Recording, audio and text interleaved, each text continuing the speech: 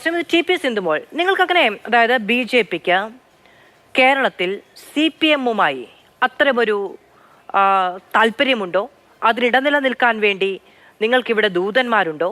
യഥാർത്ഥത്തിൽ CPM-ഉമായി BJP ഒരു അവിശുദ്ധ ബന്ധം മുന്നോട്ട് വെക്കുന്നുണ്ട് എന്ന കോൺഗ്രസിന്റെ ആരോപണത്തെ BJP എങ്ങനെയാണ് കാണുന്നത്?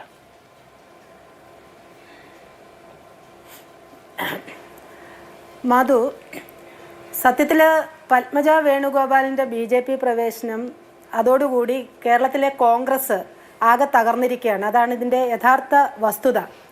അപ്പോൾ ഇവർക്കിപ്പോൾ ഉള്ള ഒരു പ്രശ്നം, ഒന്ന് കോൺഗ്രസിൽ നിന്നും, ഇപ്പോൾ കേരളത്തിൽ മാത്രമല്ല, ഇവിടെ സൂചിപ്പിച്ചതുപോലെ രാജ്യത്താകമാനം കോൺഗ്രസിൽ നിന്നും മറ്റു രാഷ്ട്രീയ പാർട്ടികളിൽ നിന്നും ഒരു വലിയ വേലിയേറ്റം BJP-യിലേക്ക് ഉണ്ടാവുന്നുണ്ട്. ഒരുപാട് ആളുകൾ മാറി വരുന്നു.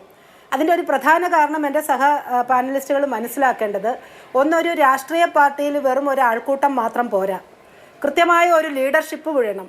ആ കൃത്യമായ ലീഡർഷിപ്പ് എന്ന് ഈ വിവിധ രാഷ്ട്രീയ ആദർശങ്ങൾ പേറി മുന്നോട്ട് പോയ കോൺഗ്രസിലെയും മറ്റിതര രാഷ്ട്രീയ പാർട്ടികളിലെയും നേതാക്കന്മാരുൾപ്പെടെ ഇന്ന് ചിന്തിക്കുന്നത്, അങ്ങനെ ഒരു നേതൃത്വം ഇന്നുള്ളത് BJP-യിലാണെന്ന് അവർ വിശ്വസിക്കുന്നു.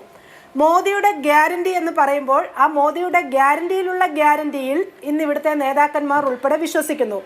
പത്മജ വേണുഗോപാൽ വളരെ കൃത്യമായിട്ട് പറഞ്ഞു, ഞാൻ വന്നത് മോദി എന്ന് പറയുന്ന പ്രധാനമന്ത്രിയുടെ കഴിവുകൾ കണ്ടിട്ടാണ്, അദ്ദേഹത്തെ പോലെ പ്രഗത്ഭമതിയായ ഒരു പ്രധാനമന്ത്രിയെ കണ്ടിട്ടാണ് എന്ന് അവർ തുറന്നു പറഞ്ഞു. അതിനപ്പുറം ഒരു വാക്ക് വേണോ? പിന്നെ ഇവിടെ ഇപ്പോൾ കോൺഗ്രസ് ശ്രമിക്കുന്ന എന്താണ്? കോൺഗ്രസ്സിന് ഒരു പ്രശ്നവുമില്ല, അവർ വളരെ ഭംഗിയായിട്ട് കാര്യങ്ങൾ ചെയ്യുന്നു, അവർക്ക് ഭയമില്ല, പത്മജ പോയാൽ പോട്ടെ എന്നൊക്കെ ഇവർ പറയുന്നുണ്ടല്ലോ. പക്ഷെ നമ്മൾ അടുത്ത ദിവസം കണ്ടത് എന്താണ്?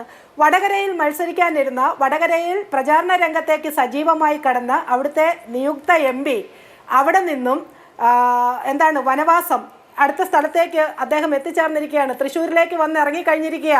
ഒരു ദിവസം അദ്ദേഹത്തെ നിങ്ങൾക്ക് മീഡിയയ്ക്ക് ഉൾപ്പെടെ കാണാൻ സാധിച്ചോ മാധു? അദ്ദേഹം വന്നില്ലല്ലോ മുന്നിലേക്ക്. എന്താ കാരണം? അപ്പോൾ അദ്ദേഹത്തെ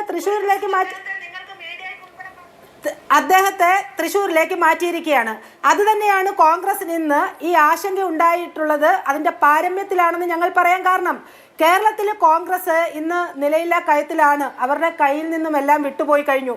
അവർക്ക് പിടിച്ചു നിർത്താൻ സാധിക്കുന്നില്ല. ഞാൻ ആവർത്തിച്ച് ഈ പ്ലാറ്റ്ഫോമിൽ പറയാൻ സാധിക്കുന്നു, പത്മജ വേണുഗോപാൽ ഇന്ന് വന്നെങ്കിൽ നാളെ നിങ്ങൾ കുറിച്ചിട്ടോളൂ, ഇവിടെ എന്നോടൊപ്പം ഇരിക്കുന്ന കോൺഗ്രസിന്റെ പാനലിസ്റ്റ് കുറിച്ചിട്ടോളൂ, കോൺഗ്രസിൽ നിന്നും ഇതുപോലെ ഒരുപാട് ആളുകൾ BJP-യിലേക്ക് വരാൻ തയ്യാറെടുത്തിരിക്കുകയാണ്. അധികം കാലതാമസമില്ലാതെ നിങ്ങൾക്കത് കാണാൻ സാധിക്കും. അവിടെയാണ് ഈ പ്രശ്നം. അതായത് കോൺഗ്രസിൽ നിന്ന് പലർ BJP-യിലേക്ക് സ്വമേധയാ സ്വന്തം ഇഷ്ടപ്രകാരം വരികയാണെങ്കിൽ അത് അവനവന്റെ മനസ്സിലുണ്ടാകുന്ന ഒരു പരിണാമമാണ്. അത് BJP-ക്ക് ഗണിച്ചറിയാനൊന്നും കഴിയില്ലല്ലോ. നിങ്ങൾക്കതിനെപ്പറ്റി കൃത്യമായ ബോധ്യമുണ്ട് എങ്കിൽ നിങ്ങൾ അതിന് ഇടനില നിൽക്കാനുള്ള ആളുകളെ, നിങ്ങൾ അതിന് താല്പര്യമുള്ളവരുമായി നടത്തുന്ന ആശയവിനിമയം ഇതൊക്കെ ഉണ്ടാകണമല്ലോ. അല്ലാതെ നിങ്ങൾക്ക് പെട്ടെന്ന് കോൺഗ്രസിൽ നിന്ന് ഇത്ര പേർ വരാനിരിക്കുന്നു എന്ന് അങ്ങോട്ടേക്ക് കയറി അറിയാനൊന്നും കഴിയില്ല. അപ്പോൾ കോൺഗ്രസിന്റെ ഈ പറയുന്ന നേതാക്കളുടെ പേര്, കോൺഗ്രസിന്റെ നേതാക്കൾ ഉണ്ടാക്കിയിരിക്കുന്ന അവരുടെ ജനകീയത, ഇതിനൊക്കെ പർച്ചേസ് ചെയ്യാൻ തയ്യാറെടുത്ത് നിൽക്കുകയാണോ നിങ്ങൾ? ഇവിടെ പർച്ചേസിങ്ങിന്റെ പ്രശ്നമേ ഇല്ല മാധു.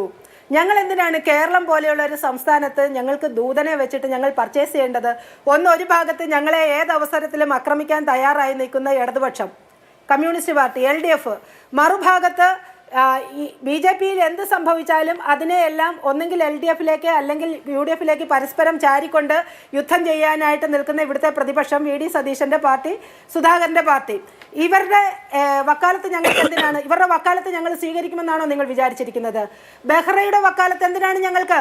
ബെഹ്റയുടെ വക്കാലത്ത് എടുത്തിട്ടുണ്ടെങ്കിൽ അത് ഇവിടുത്തെ കമ്മ്യൂണിസ്റ്റ് പാർട്ടിയുടെ പാനലിസ്റ്റിനോട് ചോദിക്കൂ. അവരുടെ ആളല്ലേ ബെഹ്റ? മുഖ്യമന്ത്രിയുടെ സ്വന്തം ആളല്ലേ ബെഹ്റ? അവരാണ് അത് ക്ലിയർ ചെയ്യേണ്ടത്. ബെഹ്റ അങ്ങനെ ഒരു ഇടനിലക്കാരനായിട്ടുണ്ടോ എന്ന്. BJP-ക്ക് അങ്ങനെ ഒരു ഇടനിലക്കാരൻ്റെ ആവശ്യമില്ല. BJP-ക്ക് BJP-യുടെ നേതൃത്വമുണ്ട്, കേരളത്തിലും അതിനുള്ള നേതൃത്വമുണ്ട്, ഇച്ഛാശക്തിയുള്ള നേതൃത്വമുണ്ട്. ഉത്തരവാദിത്തത്തോടെ അങ്ങ് വ്യക്തമാക്കുകയാണ് ലോക്നാഥ് ബെഹ്റ ഇങ്ങനെ ഈ പറയുന്ന BJP പ്രവേശനത്തിൽ, പത്മജ വേണുഗോപാലിന്റെ BJP പ്രവേശനത്തിൽ ഒരു തരത്തിലുള്ള ഇടനിലയും എടുത്തിട്ടില്ല, ഒരു തരത്തിലുള്ള റോളും വഹിച്ചിട്ടില്ല. ബെഹ്റ ഈ കാര്യത്തിൽ ഞങ്ങൾക്ക് അനുകൂലമായിട്ട് യാതൊരു നിലപാടും എടുത്തിട്ടില്ല.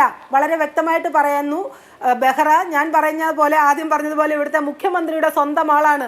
അത് ചോദിക്കേണ്ടത് ഞങ്ങൾക്ക് വേണ്ടി ബെഹ്റ ഇവിടെ ഒരു നിലപാടും ഇന്നേ വരെ എടുത്തിട്ടില്ല. ശരി ശ്രീമതി ടി പി സിന്ധുമോൾ.